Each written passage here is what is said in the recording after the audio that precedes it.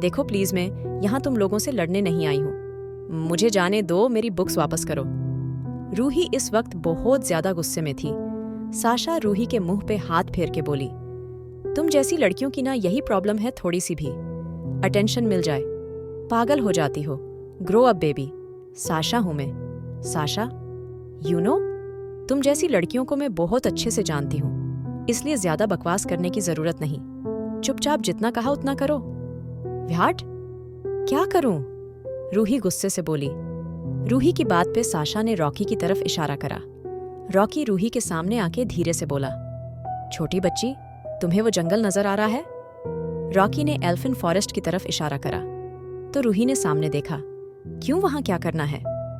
Ruhi Rocky को देख के बोली, तो छोटी बच्ची, तुम में जैसे कि आजकल इतनी हिम्मत आ रही है, तुम हर जगह अकेली ही चली जाती हो, तो तुम्हें आज शाम एल्फिन के जंगलों में जाना है और तुम बिल्कुल अकेली जाओगी।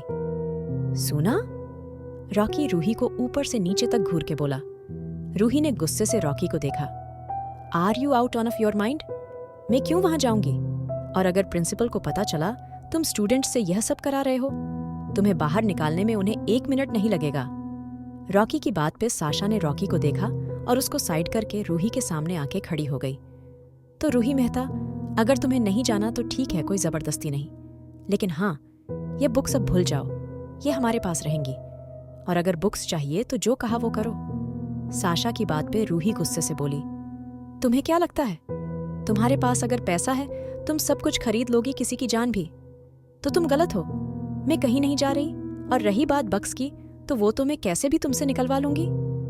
साशा ने रूही को ऊपर से नीचे तक घूरा और प्यार से बोली, तुम्हें मैं इतनी बेवकूफ नजर आती हूँ? और रही बात पैसे की, तो मैं तुम्हें भी खरीद सकती हूँ, और आज रात एल्फिन में कोई तो जाएगा।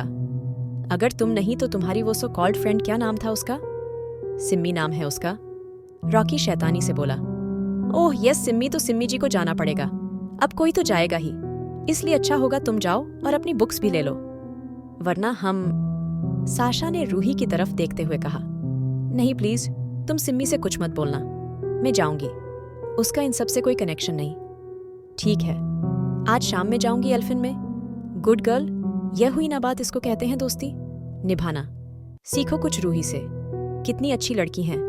तो रूही, अब ये बुक्स मेरे पास हैं, रात को तुम हम सबके सामने एल्फिन के अंदर जाओगी, और अगर तुम सुबह तक जिंदा बची तो यह बक्स तुम्हारी, और मैं पूरे कॉलेज के सामने तुमसे माफी भी मांगूंगी।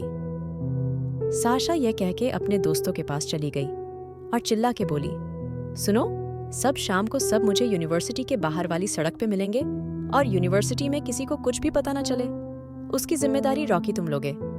मेरी बात सबको समझ आ गई ना? सबने हाँ में सर हिलाया। ओक, तो सब शाम में रेडी रहना। साशा ने यह कह के रूही को देखा, जो हैरान परेशान सी खड़ी थी। उसको बहुत ज्यादा डर लग रहा था। साशा अपने मन में बोली, अब आएगा मजा, बहुत शौक चढ़ा था ना तुझे डेमन के साथ नाचने का, अब पता चलेगा किससे पंगा लिया है तूने। यह कह के साशा अपनी क्लास की तरफ चली गई। रूही अभी भी वैसे ही खड़ी थी। आज रात पता नहीं क्या होने वाला था। इधर डेमन महारानी के कमरे से बाहर आ रहा था, जब लेनोरा ने उसका रास्ता रोक लिया। Oh hello daemon. लेनोरा बड़ी एक्साइटेड होके डेमन से मिली। हाय। डेमन इतना कह के आगे बढ़ रहा था, जब लेनोरा ने उसको रोका। तुम अभी भी गुस्सा हो डेमन मुझसे? लेनोरा डेमन के मुंह पे उंगलियां चला के बोली। तो डेमन ने लेनोरा के हाथ को वहीं पकड़ लिया।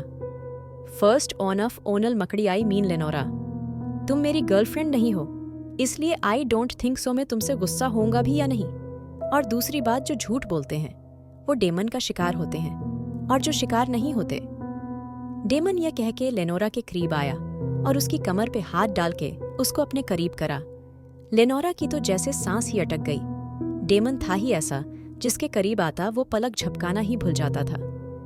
डेमन ने लेनोरा की कमर पकड़ी और अपनी उंगली लेनोरा के होंठों पे फेरने लगा।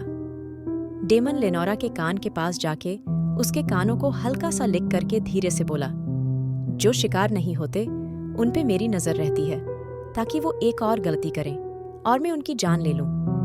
यह कह के डेमन ने लेनोरा को छोड़ दिया। लेनोरा अचानक नीचे गिर पड़ी। डेमन डेविल स्माइल देके बोला, पहले मेरे सामने टिक जाओ, मकड़ी उफ़ाई मीन लेनोरा, उसके बाद मुझे सेड्यूस करना। डेमन यह कह के चला गया था और लेनोरा का दिमाग खराब हो चुका था। डेमन ऐसा पहला लड़का था जिसके सामने लेनोरा का जादू नहीं चला था, वरना लेनोरा जिसको एक नजर देखती वो कदमों में बिछने को तैयार रहता था। लेनोरा का दिमाग खराब हो चुका था, उसको अब कैसे भी डेमन को पाना था। डेमन, अब तुम मेरी जिद बन चुके हो और तुम्हें तो मैं पाके रहूंगी, उसके लिए मुझे कुछ भी करना पड़े। डेमन यूनिवर्सिटी के अंदर एंट्री कर रहा था जब एक लड़की उसके सामने आके खड़ी हो गई। हाय, तुम डेमन हो ना? उस लड़की ने डेमन को ऊपर से नीचे तक देख के कहा। डेमन ने अपनी नीली आंखों से उस लड़की को घूरा और हाँ बोल के आगे बढ़ने वाला था। तभी उसने डेमन का हाथ पकड़ लिया। उसके छूते ही डेमन को अंदाजा हो गया था वो चाहती क्या है। डेमन ने एक डेविल स्माइल दी और पीछे की तरफ मुड़ के बोला, so you want me? Damon के इतना कहते ही जैसे उस लड़की की आंखें खिल गईं। वो लड़की प्यार से बोली, हाँ, मैं कब से तुम्हें स्टॉक कर रही हूँ। I love you and yes I want you. मुझे तुमसे प्यार हो गया। डेमन समझ चुका था वो लड़की असल में क्या चाहती है, और कैलिफोर्निया में यह सब चीजें आम थीं। यहाँ लड़कियां प्यार बाद में करती थीं और फिजिकल रिलेशन पहले बनाती थी। डेमन ने कुछ सोचते हुए उस लड़की को अपने करीब खींचा और धीरे से बोला, babe, why are you so hot? Damon के मुंह से यह सब सुन के जैसे वो लड़की अब पागल हो चुकी थी, क्योंकि सबको पता था डेमन कॉलेज का सबसे हॉट स्टूडेंट ही नहीं, उसकी ईगो भी हाई थी, जो किसी लड़की को ज्यादा मुंह नहीं लगाता था। लेकिन कौन जानता था डेमन के इरादे। आज रात शिकारी किसका शिकार करने वाला था?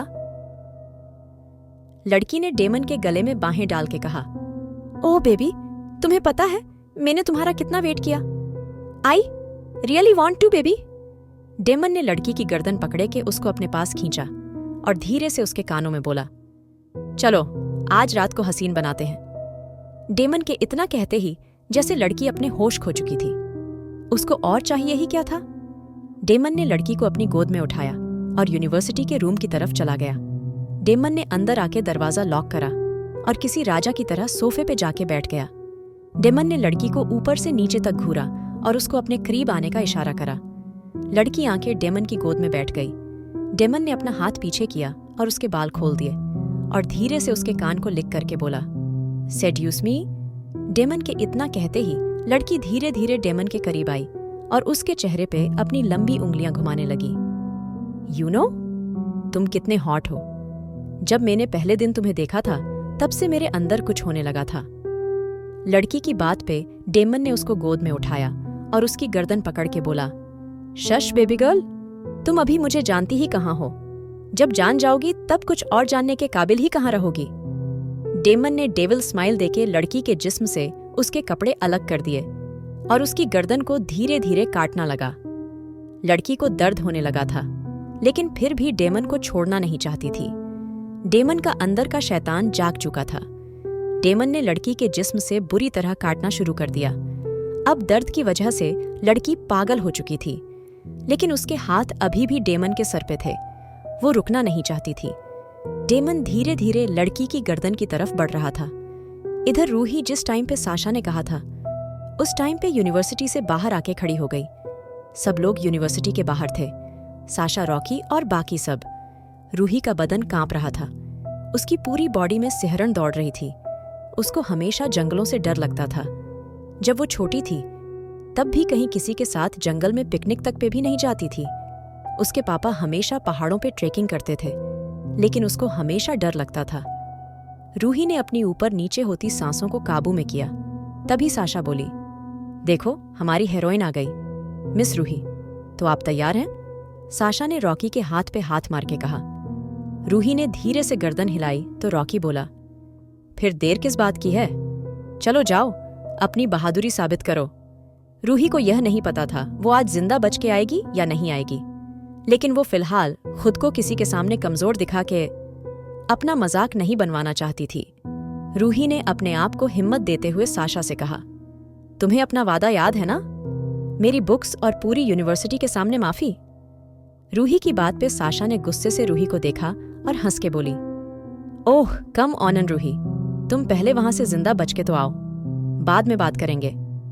और रही बात प्रॉमिस की, अगर तुम जिंदा बची ऑब्वियसली मैं तुम्हारी बात मानूंगी, और अब प्लीज टाइम पास मत करो, जाओ जल्दी, क्योंकि हम लोगों को वापस यूनिवर्सिटी में एंट्री करनी है।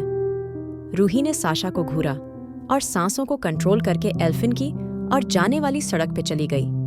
रूही डरते डरते एक एक कदम आगे बढ़ा रही थी। इतना डर उसको आज तक नहीं लगा था। दिन की खूबसूरती में चमकने वाला जंगल रात में अलग ही खूंखार नजर आ रहा था। रूही ने एक बार फिर जंगल को देखा और आगे की तरफ बढ़ गई। रूही जंगल के अंधेरे में चली जा रही थी। कुछ मिनट चलने के बाद ही वो एल्फिन की गहराइयों में पहुंच चुकी थी, जहां से वापस आना मुश्किल ही नहीं नामुमकिन था। पूरी रात यहीं गुजार लेती हूँ और यह कैमरा सामने रख देती हूँ। यह रिकॉर्ड करता रहेगा और रात गुजारने के लिए यह जगह सही है, रूही अपने मन में बोली। इस बात से अनजान क्या वो पूरी रात यहाँ टिक भी पाएगी। रूही ने साइड के पेड़ से कमर लगा ली और जंगल को देखने लगी। इस जंगल में एक अजीब बात यह थी, यहाँ कोई जानवर नहीं था, न चिड़ियां न कुछ और, वरना जंगलों में सब जानवरों की आवाज रात को और तेज हो जाती थी। रूही खुद से बातें कर रही थी। हर जगह ऊंचे ऊंचे पेड़ थे जो जंगल को और ज्यादा डरावना बना रहे थे। हर तरफ खामोशी का राज था। रूही बस यह सोच रही थी कैसे भी रात कट जाए। दिन में तो वो संभाल ही लेगी, लेकिन रात भी कटने का नाम नहीं ले रही थी।